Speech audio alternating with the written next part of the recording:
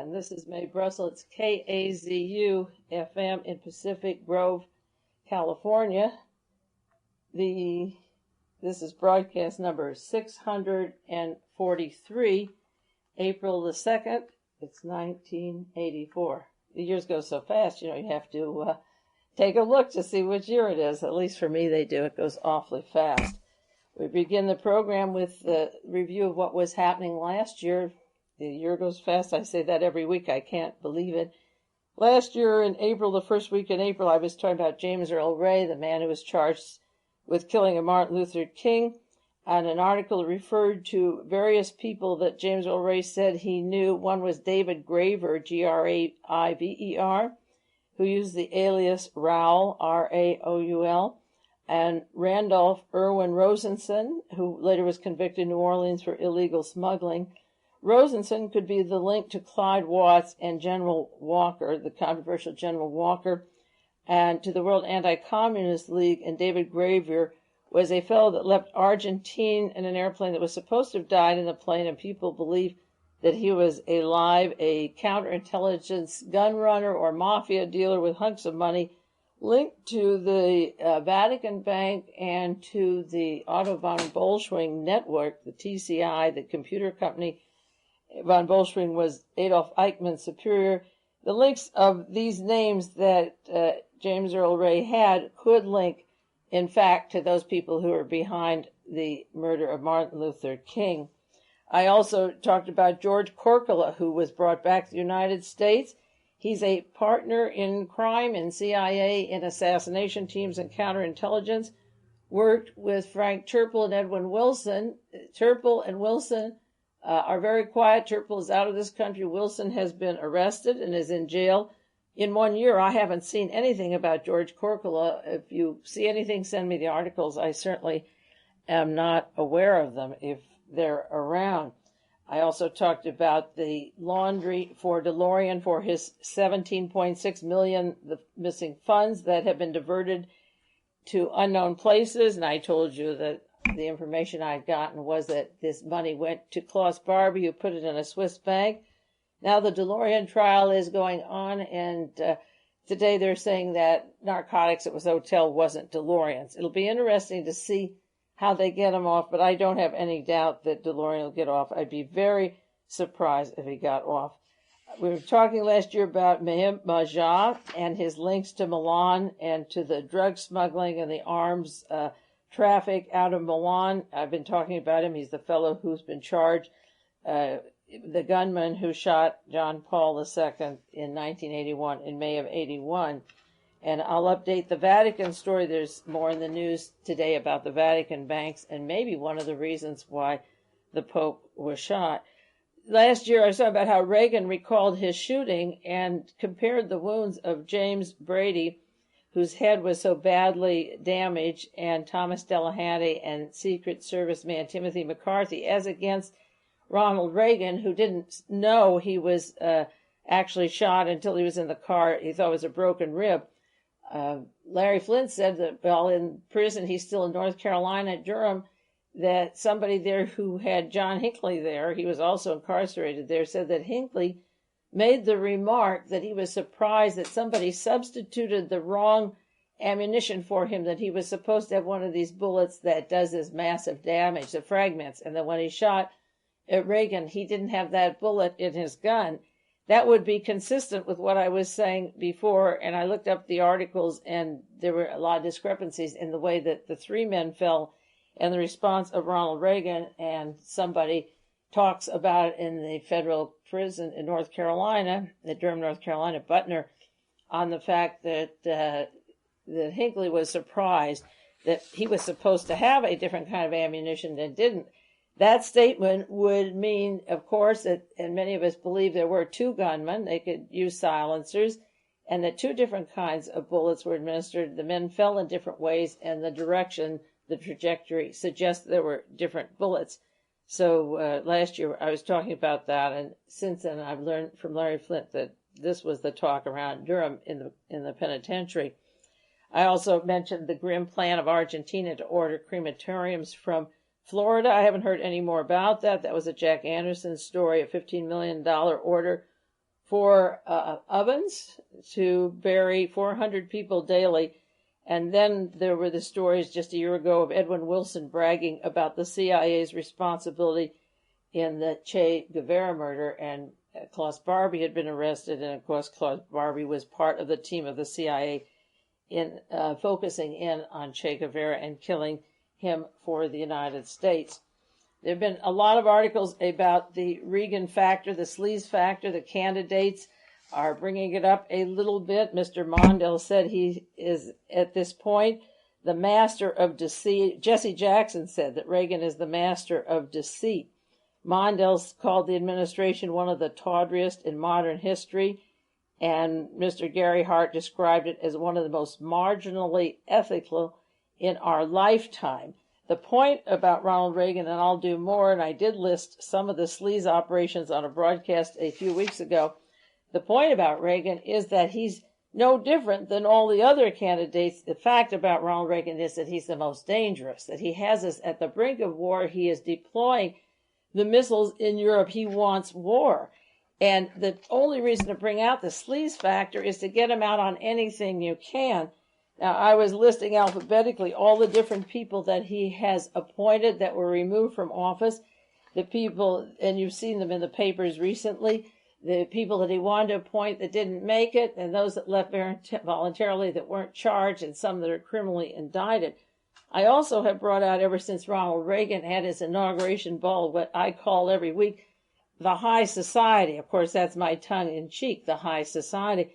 The real part about him is the Alfred, Bloomingdale, Vicky Morgan scandals with the sadomasochism and the photos and the high government officials and their kinky sex going on for 10 years, and then putting Bloomingdale on the Intelligence Advisory Board and using Vicky for sex and blackmail in her dual companionship with potentates from all over Europe and Bernie Cornfeld. That's the sleazy side. And the inauguration I mentioned with Johnny Carson putting on the inaugural ball, his links to Robert Duran and Jack Catane and Henry Bushkin and the cocaine connections in the Cayman Islands, that's part of the sleaze of Ronald Reagan. Licio Gelli putting up money and coming to the inauguration, hiding now in South America. That is a sleaze factor. A man that worked with Franco, Mussolini, and Hitler, that's part of the sleaze, the high sleaze of Ronald Reagan. Paul Laxalt and the news stories in the Sacramento Bee this year, and in Las Vegas, the skimming money, the hotels, the debts of Paul Laxalt, who runs the GOP with the mafia, and goodness knows extortion, blackmail, narcotics, etc. That's a sleaze factor. The David Miller, the son of Ronald Reagan and Nancy's attorney, they can't help these things, but here's their private attorney whose son rapes his mother. He's in love with his mother. Personal tragedies, but high society, that's their attorney, close to them, along with Vicky, super sleaze, and Frank Sinatra.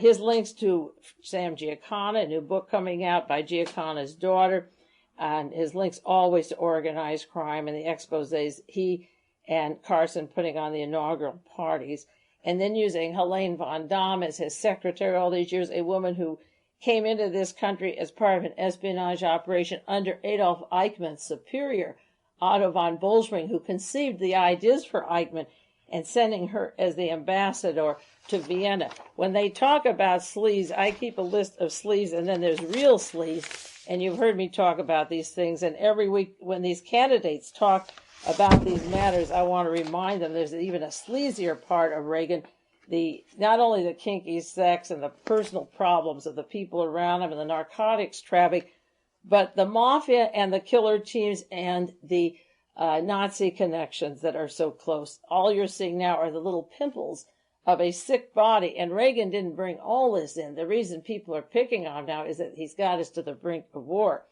And if you want real sleaze, look at Jonathan Quitney's article in the Wall Street Journal today on Piper Aircraft. It was just April the 2nd this morning. Piper Aircraft intentionally destroyed large amounts of evidence pertaining to the safety of its airplane. Now, some of these people that are named, they polluted our water. Some polluted our air.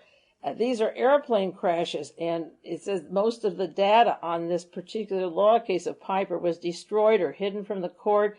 It dealt with the stability problem discussed in page 1 in the Wall Street Journal in December 15th of 83. The Piper aircraft people had to conceal the data about their safety defects for 6.5 years, during which time J. Lynn Helms, Lynn Helms, was chief executive of the company. After leaving Piper in 1980, after 6.5 years of deception, Helms was the president's head of federal aviation, a position he supervised for nation's aircraft safety. A man, 6.5 years of hiding evidence, destroying evidence, and intentionally destroying evidence of airplane crashes. Goodness knows how many died in those. And then he gets an appointment by the President of the United States. And the article says Mr. Helms resigned his FAA position this January after the Federal Transportation Department, the FBI, and 2 grand juries began to investigate his personal business. He subsequently filed for personal bankruptcy on unsecured loans of $38.4 million. That makes the Meeses look like paupers. They're talking about a $15,000 problem. Here's the head of FAA, your safety, your airplanes, your lives, or people that you know on these airplanes, hiding evidence and lying about safety of planes for 6.5 years, then getting an appointment in a federal capacity of the airlines and owing $38.4 million of unsecured loans. Most of the loans were made by major banks after Mr. Helms was appointed federal administration, FAA administrator, and the federal government sources said that the unrepaid loans exceed $60 million. Okay, there's $60 million of unpaid loans, unrepaid loans. Mr. Helms conceded in a $1.3 billion lawsuit that he filed that he had business dealings that were fraudulent. This goes into forgery, doubles, etc., etc. That is what you call real sleaze. That was Ronald Reagan's head of FAA, and the American banks put that kind of money, unsecured loans, you're talking about $80 or $60 million. The Meeses are just small potatoes, but those are the kind of people that are running our country and putting it in danger. One short item that isn't worth mentioning, but it's so disgusting. Christina DeLorean on television, all the papers having articles, how DeLorean found religion, how she asked Jesus to come and save his life and brought a Bible. He had Bibles before he was caught with the cocaine and was dealing with these sleazy people. He's been involved with them all of his career. His past career up to the time he was arrested was one record of sleazy operations that we've detailed on this broadcast. Now, there's a story in the Chronicle, how DeLorean found religion. I'll tell you how he found religion. He opened his eyes and found millions of dollars of cocaine in the room where he was, said, this is just like pure gold, and then he says, oh, Jesus. That's when he found religion, when he found the cocaine. You know, you can't have a religious person getting into all these problems because that's a contradiction. So as soon as they're arrested, like Charles Colson and these people, they've done dirty things all their lives, then they find Christ, because then Christ is supposed to be the inspiration. They see the light, and then the court goes along with it, and people realize they've suffered enough. It really is a disgusting thing to use religion. If you use it before, you wouldn't be in that mess maybe, and if you can't use it, don't use it as an out. The courts ought to throw that out, like those some cases of mental problems like Jack Ruby or Dan White. There's such hogwash, there are obvious conspiracies. Those mental frauds ought to be out, and the religious defense ought to be out. If I were on the jury, I would be furious that they abuse a thing as personal as religion to save their skin. And of course you get religious. You get religious when you're caught with a crime or you know you're going to die. I mean, the worst atheist in the world probably gets religious then, and the news media shouldn't keep pushing this. And speaking of religion, story that broke in most of the major papers today, going on to one of my favorite subjects, 3 or 4 of them were all in the news today. Prosecutor notifies the Vatican Bank of an inquiry, a Vatican Bank loan. In essence, the Italian government has now served notice that they want to arrest Archbishop Paul Marcinkus, the head of the Vatican Bank, Luigi Menini, Menini, a high official of the Vatican Bank, and Pellegrino de Strobel, Destrobel, 3 officials of the Vatican Bank. Now, it's interesting, the Vatican and members of the Vatican were immune from arrest in Italy until several months ago. And the laws were changed in Italy that they had to obey the laws that everybody else does. That's why I said there wouldn't be many priests on the street for a while when the law was changed. But after the billions of dollars, $22 billion, that Licio Gelli sent to Argentina, their gas taxes and all, the bank collapsing and the intertwining of the Vatican with their personal money, they changed their laws, and now members of the church can be served papers. This has to do with an illegal loan that was made in 1972. The Vatican Bank, the Institute for Religious Works at the time, loaned $85 million to a Milan company called ITALMOBILIARE, ITALMOBILIARE, ITALMOBILIARE. The Vatican loaned them $85 million. The catch was, and this is what is irregular, they said, we'll give you the money. They live in Italy. We'll give you the money in Swiss francs, but you have to pay it back in Swiss francs. That was the agreement. So since 1972, the inflation of the Swiss franc went from 85 million to 192 million. And this company is the second largest insurance company in Italy. Now, the largest bank in Italy collapsed because of the Vatican, the involvement of Paul Marcinkus, who was under investigation with the Banco Ambrosiano in 1982. He's from Cicero, Illinois. I call him part of the Al Capone gang because of his links of certain attorneys and people to the original Capone gang and to Paul Marcinkus. He was warned about this investigation coming on, and he was served papers, but he wouldn't accept them at the time. They said that they wouldn't accept those papers, and Paul Marcinkus has been inside the Vatican with Pope John Paul II for 2 years. This is like Jean Paul Sartre's play, no exit. They have to live with each other until they die, I guess. So now a member of this insurance compound, the ITALMOBILIARE, has asked the Vatican to explain in the law courts the difference of 192 million. That's the fee now that's due. The Banco Ambrosiano was charged with working or vice versa with the Vatican, and the Vatican signed their names to loans in Panama dummy fronts, where the Vatican had an interest that they're trying to pay off a token of $250 million now. Paul Marcinkus was under investigation when Banco Ambrosiano collapsed, and he avoided being tapped for that. The Vatican is trying to pay, as I say, a little bit of that back. Mr. Menini, Luigi Menini, who's been charged today, the high official at the Vatican, was indicted 2 years ago, along with 25 others, for the collapse of Banca Privata. That was in 1974. That was a bank owned by Michael Sindona, referred to as God's banker, who was banking for Pope Paul VI and making investments, and that bank collapsed, and Mr. Menini was involved in that. Then Michael Sindona came to the United States and was involved with the Franklin National Bank, and $45 million went out of that, and he's serving time in jail. He's also wanted for murder in Italy in the case of an investigator being killed, and as I mentioned a few weeks ago, Sindona's co-partner, the hitman, William Arco, fell out of the 9th floor window of a jail in New York just conveniently a few weeks ago. So now the Vatican Bank can be served these papers. They've been involved in not only the Ambrosiano collapse, that largest bank in Italy, and the Banca Privata, the one that Sindona had, which had a fortune in it, but now the large ITALMOBILIARE, which is the holding company from Milan, and they want an accounting of this money, and they have been served papers along with 20 other people. So the Vatican began using Michael Sindona, who had banks crushing around him, and Licio Gelli, whose investments collapsed, and they mingled their money not with the church and not with the brothers or the nuns or the priests, but into tangled webs of gun running, narcotics, hit teams, and so forth. And now it's getting more complicated because they can be served papers, and it'll be interesting to see what happens. I briefly want to mention that just this last December, I've referred to a visit I had by two men from the General Accounting Office in Washington, D.C. regarding Fritz Kramer. They came to my house December the 10th as representatives from Chairman Peter Rodino's House Judiciary Committee.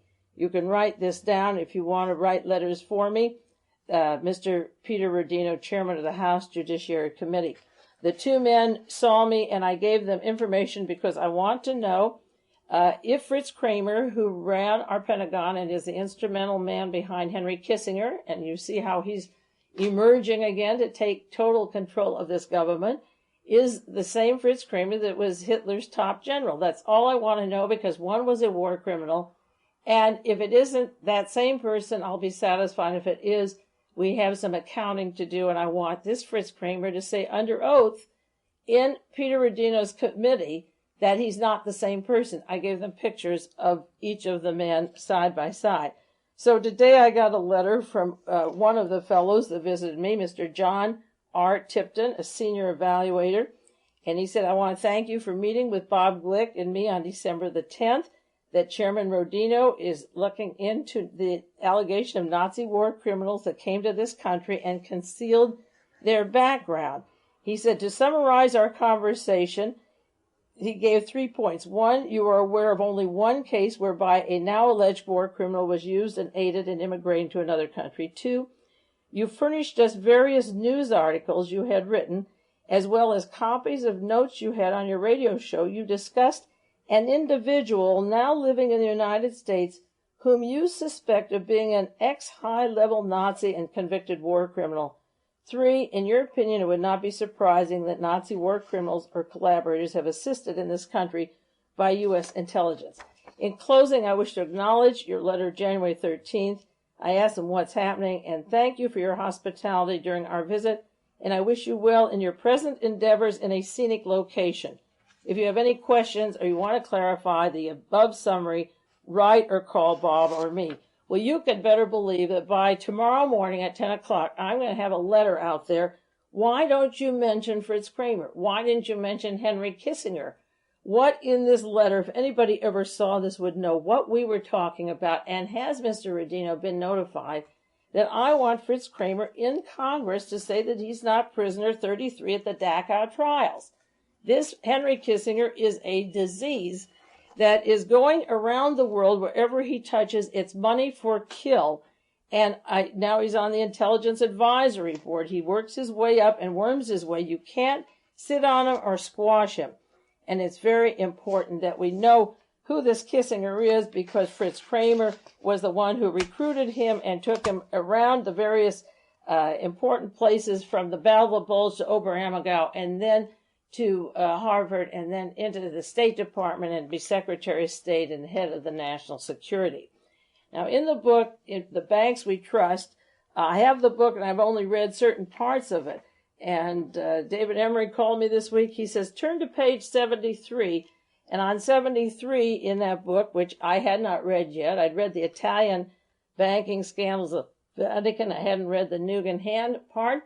There were my two favorite subjects, the NUGAN Hand Bank of Australia, that's in the news today with Jack Anderson, and we'll go right into that, but also to Fritz Kramer. And that's very important, too, because, as I say, Jack Anderson is asking why today in the news the United States government has not acknowledged the fact of NUGAN Hand Bank with our high military and so forth. He asked that question. And the answer is Fritz Kramer. Now, in the book, In Banks We Trust, which is getting a lot of notation and publicity, she says on page 73 that she talks about the Task Force 157 that worked with the CIA. It was controlled by the United States Office of Naval Research and was directly responsible to the strong-willed Secretary of State Henry Kissinger. Now, I've said Task Force 7 was behind the murder of Salvador Allende, Orlando Letelier. It was for, I believe, John Lennon's hit team.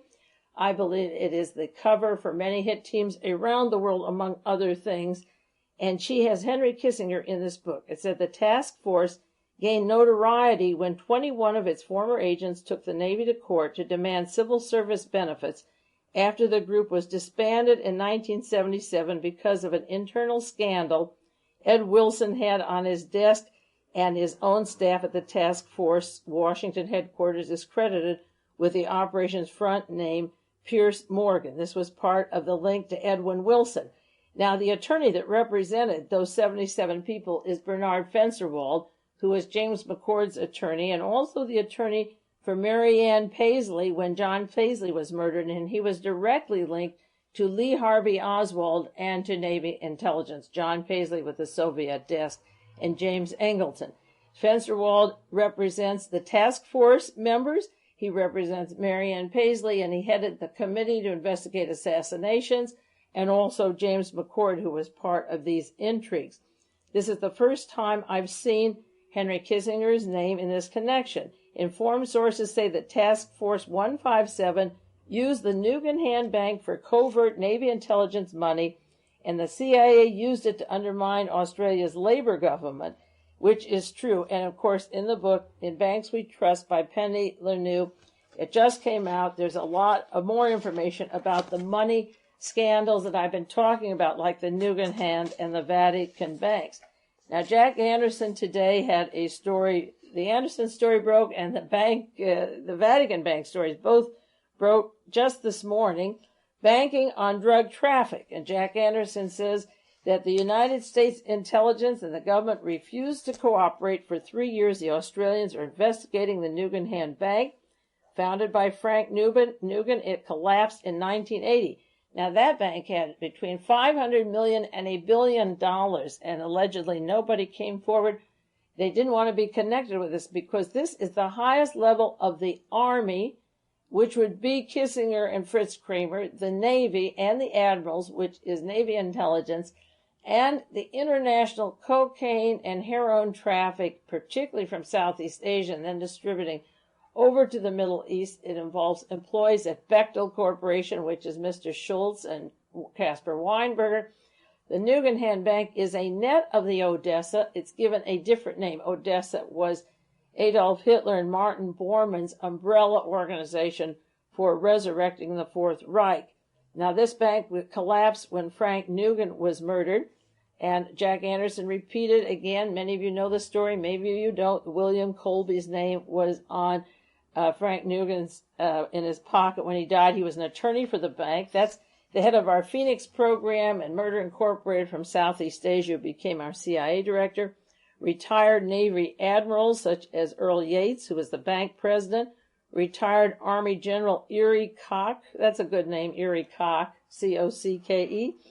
Consulting firm in Washington, D.C. was part of the bank. CIA station chief, that was Bernie Houghton in Bangkok, and he was in Saudi Arabia, but the one in Bangkok and Thailand.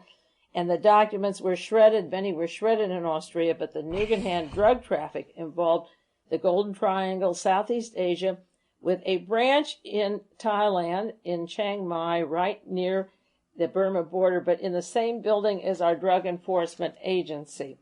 The links of the banks, Jack Anderson wrote today, go to Edwin Wilson of the CIA, a gun runner working for the Navy's Secret Task Force 157. And, of course, I've said over and again that when George Bush was director of the CIA, he was the director of this same operation. They used shipping companies for espionage, and there were links to the CIA and to the high officials of our government. Now, in the San Francisco Chronicle, the Jack Anderson story ends with, the Australian investigators were rebuffed by every U.S. agency they approached for information. The big question is why? The answer to why is Henry Kissinger. That is the answer, because they're rolling him along to be the Fuhrer. I believe this seriously. I think he's the biggest menace going, and that's why I keep pursuing the man behind him who's still alive, who shares the offices with Daniel Grant, who wants to reinforce the space stations and a lot of other former future acts of repression. They are not a good team. They're not good for this country, and we have to pursue them. Now, on other programs, on broadcast 605 and 639 recently, I referred to the CIA offices, the NUGAN Hand Bank office in Washington, D.C., of Edwin Wilson and Robert Keith Gray, who shared the offices, and then Robert Keith Gray went on to be co-chairman of Ronald Reagan's inaugural ball with the high society that I mentioned earlier, such as Jelly and Sinatra and Carson and the Bloomingdale, the great social class of Ronald Reagan. Okay, Robert Gray, I've mentioned him, is working with Task Force 157. I've done other broadcasts on that. And going back to the broadcast 605, I talked about the interesting connections of Robert Keith Gray to William Casey and Mr. Edwin Meese, and the interesting memos of the the Cartergate papers that I've had on the air a few weeks ago and back as early as July of last year that were directed to Edwin Meese and to William Casey and Mr. Gray, having to do with stolen papers and even sex and compromising people to get information at the time of the elections. The use of Navy intelligence and Robert Gray, and then Gray's name surfaces on the memos of the Cartergate story that involved Edwin Meese. And when they tried to cover that all up, it's going to come out again. William French Smith, of course, and the Justice Department tried to cover up the Cartergate, Reagan, the stealing of the papers to make Reagan president. But because of the Edwin Meese hearings, they can't cover it up, and it's going to be opened up, I hope. Now, I'll take a 1-minute break, and then we'll come back with some more of these scandals.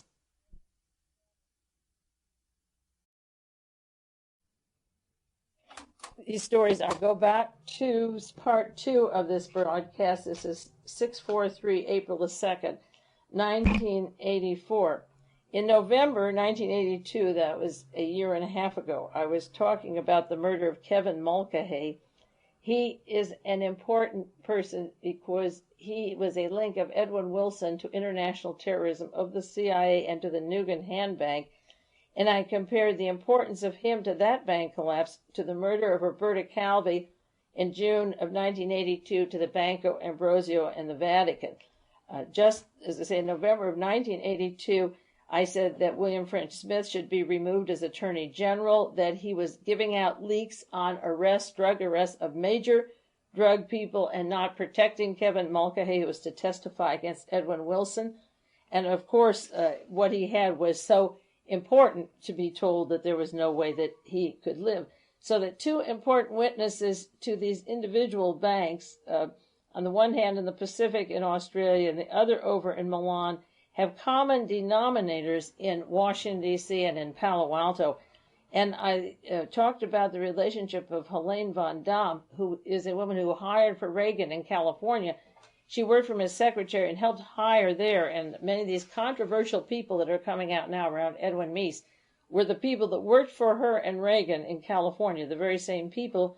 And then she went to Washington to help make appointments before she was the ambassador to Vienna. And Helene vonDamm was directly linked to Edwin Wilson and Frank Turple and the CIA through Stanford Technology, which was a part of TCI out in Palo Alto, a small investment firm that grew to be a giant in terms of espionage. The TCI began small in Sunnyvale and in Sacramento, and Elaine and Ronald were part of its beginning, and it was part of the actual Nazi Odessa that has spread around. And then I mentioned that was a year and a half ago that Edwin Wilson, the same Edwin Wilson that Jack Anderson is writing about today, working with Frank Turple, also was the partner of Robert Gray in the offices in Washington, D.C. And part of the expose that's coming out now about the NUGAN Hand Bank is that money was diverted to fronts to Michael Hand, who's supposed to still be alive, to South Africa, that the CIA was arming South Africa and sending ammunition and guns and diverting them down to South Africa because our government, until Ronald Reagan came in, said that we would not be arming that nation, which we, in fact, are doing. And Jack Anderson brought out the fact of the South African connections also. But I had mentioned on the air that Sven Hoffeiner, Hoffeiner from Vienna, worked with Kevin Mulcahy, with Carlos the Jackal.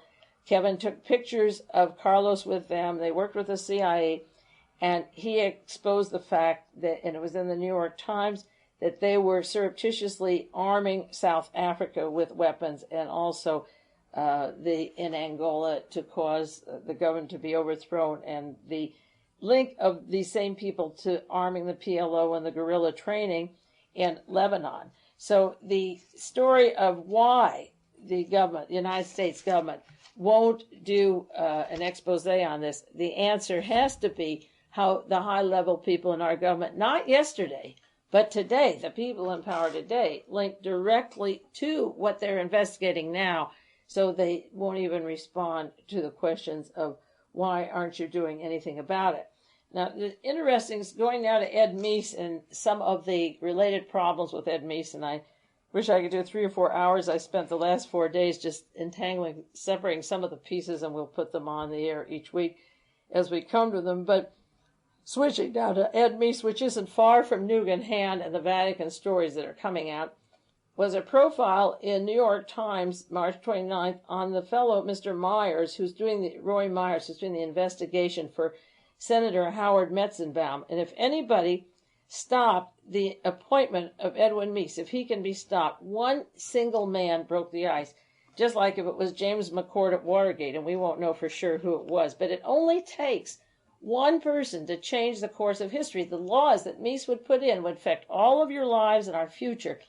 And if he gets in, it's too bad. But one man tried, and maybe that giant effort will pay off. And the Senator, Howard Metzenbaum, sent Mr. Meyer to California to look into the background of Edwin Meese. And he went down to San Diego, and he called lawyers and real estate agents and reporters, and came back. One man sent one other man to do the legwork. And he came back with all this information to Mr. Meese. And the article in the New York Times says that Mr. Myers attributes Senator Metzenbaum's success in holding off Meese's confirmation largely to Senator Strom Thurmond, Republican of South Carolina, who heads the Judiciary Committee. Thurmond could have just banged the gavel after Meese testified, closed the hearing, and called for a vote. I can't praise him enough. And the reason I'm bringing this out is that we have stereotypes. People have. He's a liberal. I'll call a liberal. He's a conservative. I won't call a conservative. You don't know. And I bring this over and over again. When the My Lai story was to break, the story was taken to 28 liberal members of Congress, and it was Mendel Rivers, the conservative, that went along with it. Strom Thurmond is the one who bent over backwards to be fairer to us. That's what these two men are saying. Now, they're not the same political ilk at all. Mr. Myers didn't come to California to look for anything that Thurmond would say go into, but the point is this, that I had called Orrin Hatch's office. I called Strom Thurmond's office. I didn't bother with the so-called liberals. I know what they do and don't do. And I called the conservatives on the committee because I think those were the only hope. And I bring this out because this is exactly, in the New York Times, they're attributing it to Thurmond. And it was Thurmond who sent a letter that said, I want a special prosecutor. Now, it's interesting. They want a full investigation, which includes the Carter-Reagan debate, which has Mr. Meese's name on, and Robert Gray. And Robert Keith Gray worked with Edwin Wilson, also Mr. Casey of the CIA, but he was always behind the scenes with the CIA, but Keith Gray had the offices with Edwin Wilson. And they also had contact with Strom Thurmond. Frank Churchill and Wilson, that gang, had contacts with Thurmond. So if Thurmond, he'd be the last person to open up the case because, you would think, because his name won't go that far into the hearings, but he knows that Meese has been linked to all these various people and into the Task Force 157 team. His name is on the documents with it. And in all honesty, for all the bad things he's done, and again, I bring this out, you can't have stereotypes. Those two men are giving credit for Strom Thurmond for keeping the case going. Now, The Nation magazine, March 3rd, 1984, has a report from Australia on NUGAN Hand to update it. This is the most recent report that came out of the investigations in Australia. They've issued several reports. The Australian government have printed them out. And this is the latest dispatch from the Australian Commonwealth New South Wales Joint Task Force. With this group, not Jack Anderson that talked about the weapons. This is the group that said Edwin Wilson, through NUGAN Hand, ordered 10 million rounds of ammunition. Do you know how many people 10 million rounds of ammunition would shoot? Are you ready for these people? I think Churchill and Wilson, Churchill and Corkle were arrested in New York with something like almost that close amount of ammunition for the New York police when they were first arrested. I'll have to look up the exact number. They sent 10 million rounds of ammunition, 3,000 weapons, machine guns, M1s and carbines through the World Marine that went to Portugal and went down to South Africa. And again, the fellow from Vienna with his restaurants as a front was sending weapons to South Africa. Do you realize just what they're doing besides narcotics and missing money? The 500 million to $1 billion is nothing. The nation is quoting an investigation, a report coming out of the government of Australia, Volume 4, NUGAN Hand, Part 2, and this has to do with Task Force 157, Edwin Wilson, Office of Navy Intelligence, and their proprietary fronts. Now think of Henry the K in charge of all of that, Henry Kissinger, and the power he has working in the State Department with these people carrying on their dirty deals. Now, Henry Kissinger just got another appointment. He keeps getting them. They keep rolling on and on. This is from Fortune magazine, and it was sent to me by a listener to World Watcher. He just was put on the board of American Express. This is for Jerry Ford's on there too, and they're both on the board of 20th Century Fox. Kissinger gets nominated there. He gets $20,000 a year to be on the board and $700 a meeting, and $500 for a committee meeting. On 20th Century Fox, he gets $50,000 a year, and he gets so much per meeting besides that. One is $700 a meeting, the other is $500. So that's $70,000 right there, just a year to be put on. And he's telling us to send all this money, millions and up to the billions, to keep people, native population, down in Central and South America as slaves. Now, Henry Kissinger was supposed to speak in Florida, and finally somebody caught on. They had demonstrations, and he canceled his speech at the University of South Florida just 2 weeks ago. And they had signs about Chile and Cambodia and Central America. Kissinger, go home. I got an article from the Houston Post. 50 protesters arrested outside Houston. What about Vietnam, they asked. What about Cambodia and Chile and Puerto Rico? Kissinger kills, the sign says, and they were yelling, Kissinger kills. I wanted to go up to Palo Alto, San Jose, to the demonstration there, but when I said I would go, I thought it was April 21st, and then it turned out to be in March, and I couldn't get up that week. But he spoke up there for the dentists, and the college wants to give him, the dental schools want to give credit for attending. He talked 45 seconds on dentistry, and he had an hour and 20-minute address, and the San Jose Mercury has a story. In order to get the dentist there, they were given course credits and tax deduction, the question mark, to attend to hear Kissinger. And they asked him, a newsman, what have you've got to say has to do with dentists? And he said, well, Kissinger replied that even the dentists have to know what's going on in the world, international problems. And so they brought Kissinger out here to speak at $65 a ticket. And I typed up a 2-page sheet to be handed out there on Kissinger and his Nazi connections. But I hope around this country that this momentum will build up and we'll find more about Henry Kissinger. Now, going from Henry Kissinger to Edwin Meese to another subject which is subtle but not separate at all. It has to do with the long overdue discussion, and I've hit at various times just a little bit on the cancer connections in politics. We could do week after week, and people ask me to do that on cancer and the politics of cancer.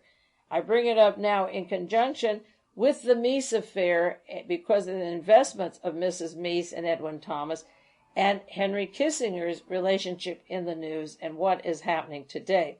Now, there was a news story this last week, several days ago, $1 million gift to UCLA for Japan studies.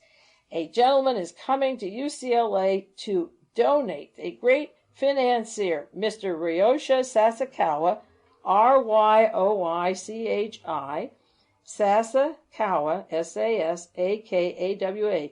He's 84 years old. He has a Japanese, it's called Japan Shipbuilding Promotion Association, a multi-billion-dollar gambling syndicate under the guise of shipbuilding from Japan. And I'm going to do a lot more on Sasakawa but not this evening. I just want to get to the Meese and the Henry Kissinger setup.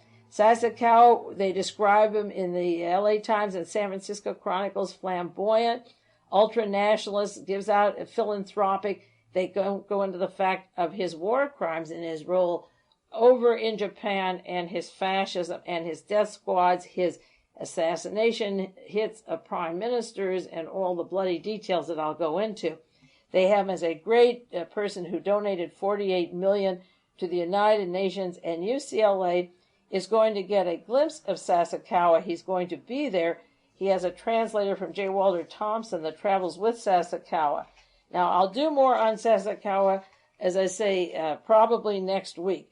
But one of his interests in this country, he set up the U.S.-Japan Foundation in New York in 1980 with $48 million that goes to the ultra-conservatives.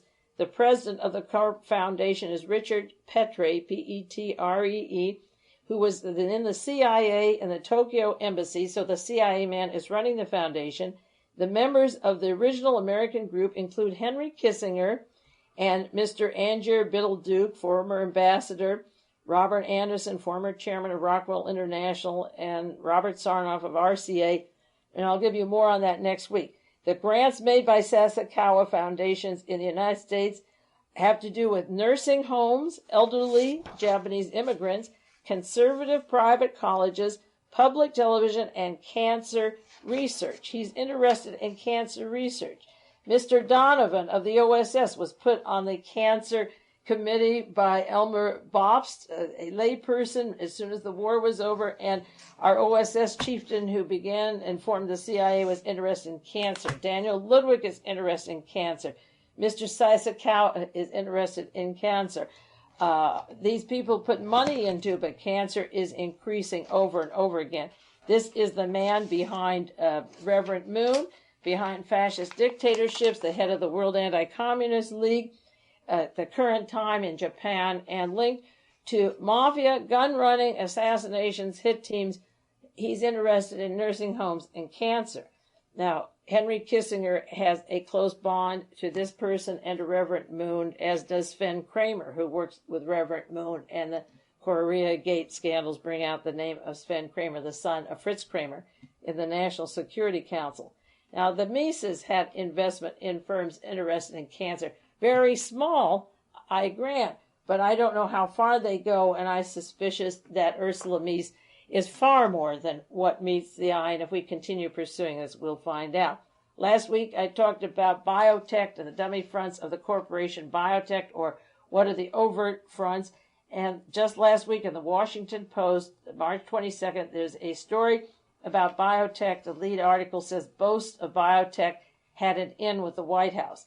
This article is by Howard Kurtz and Walter Pincus, that Earl Bryan claimed to the fellow whose corporation he bought into that he had inroads in the White House, and he certainly does.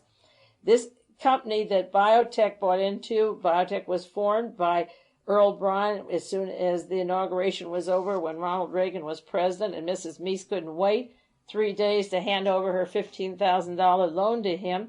They bought a company called Associated BIOMEDIC System. This company is up in Buffalo, New York. And Bryan bought 1/3 of the company.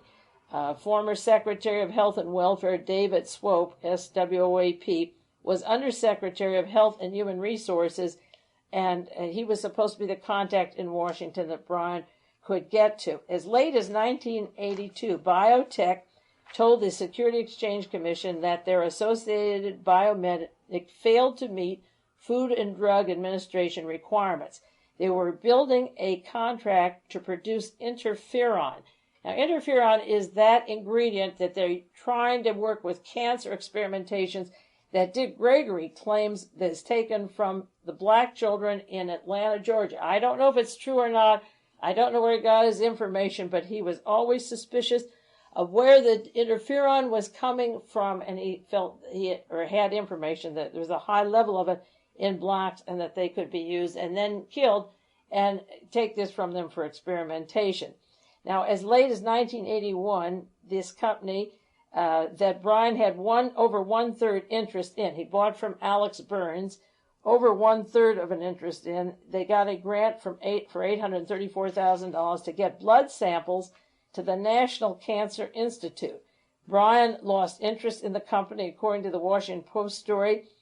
He didn't live up to his promise of putting more money in, and then eventually biotech took control of the company and then abandoned it later into bankruptcy proceedings. It didn't go very far, but for some reason in 1981 it was flying high, had a lot of money, and the fellow that had it said that the FDA standards weren't met, but that wasn't reason that it collapsed. He said this was not the reason for bankruptcy.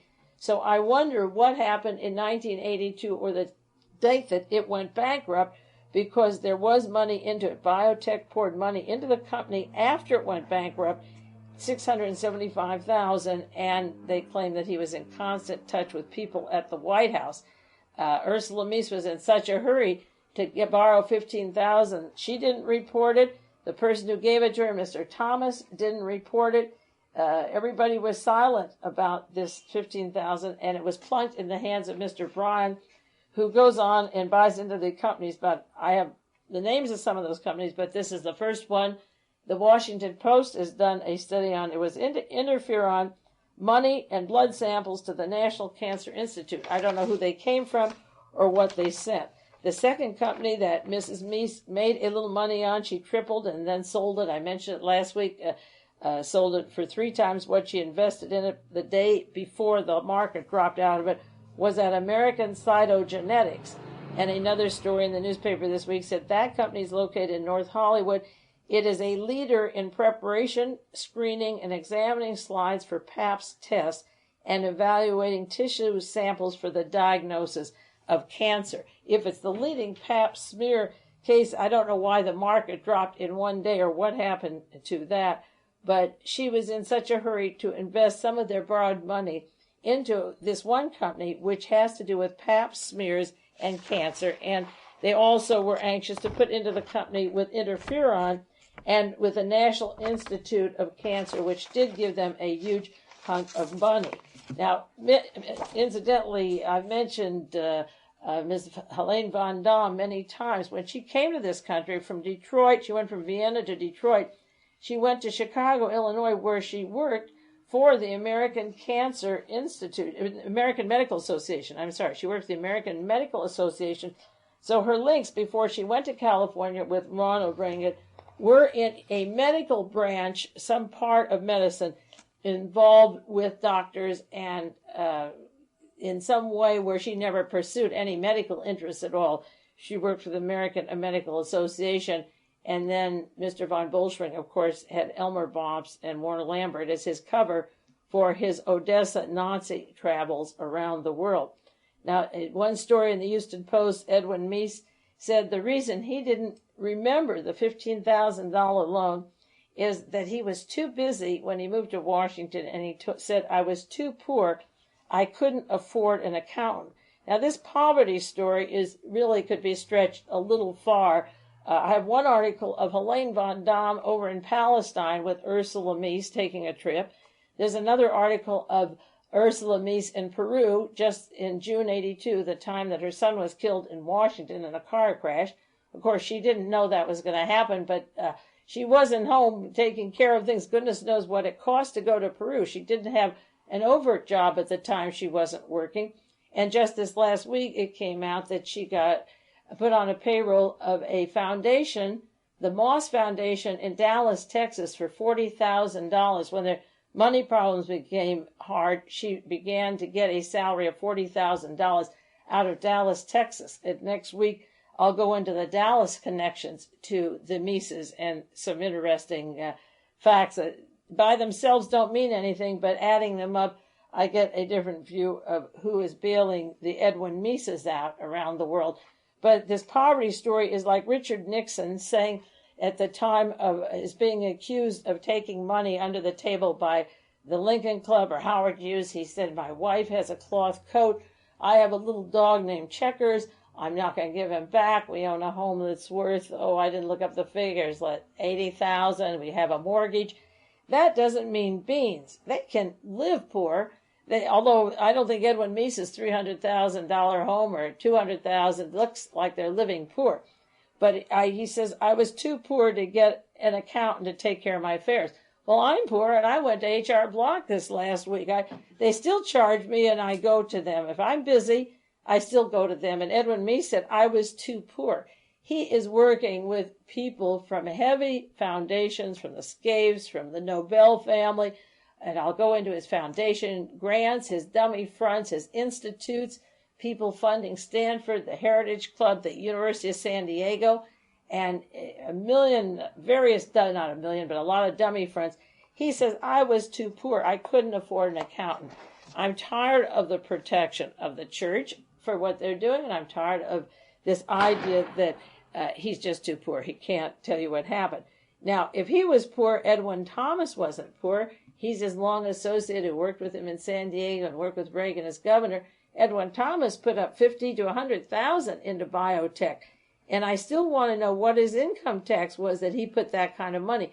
See, I'm suspecting that these are dummy fronts for espionage of surreptitious activities and that they're not what they pretend to be at all. That's why they're not on the books. I've been looking up the background of Rohr Industries and the people that were behind Edwin Meese, where he worked, or the Nobel group down in San Diego that are from Oklahoma, actually, and Texas, oil people, and looking up in Standard & Poor's and Who's Who and breaking the biographies, and they're not listed. Somebody, after last week's broadcast, sent me a list of all the biotech and similar kind of organizations on the stock market and had trouble finding and couldn't find what they were doing. Now, Edwin Thomas wasn't poor, and there was a story this last week in the San Francisco Examiner. Edwin Thomas, the source of the controversial money, hadn't reported the loan on his own financial disclosure form. The loan which Meese failed to report will be a focus of the special prosecutor. He makes, thanks to Edwin Meese, or whatever the powers that be, $69,600 a year, and his wife got a job and his son got a job. But he is going to amend his disclosure form. You know, once they're caught, they amend it. I hope the government will be that good to me on my taxes if we find a error there that I can just amend it with no penalty, just change the record. Well, as I say, Mrs. Meese Ursula was in 1981. This was when they had their financial problems. In August of 1981, she was off with Helene vonDamm traveling on a trip to the Middle East, which is kind of interesting because in June of 81, or May 81, is when she took that loan for the children's future when it had no dividends and no security.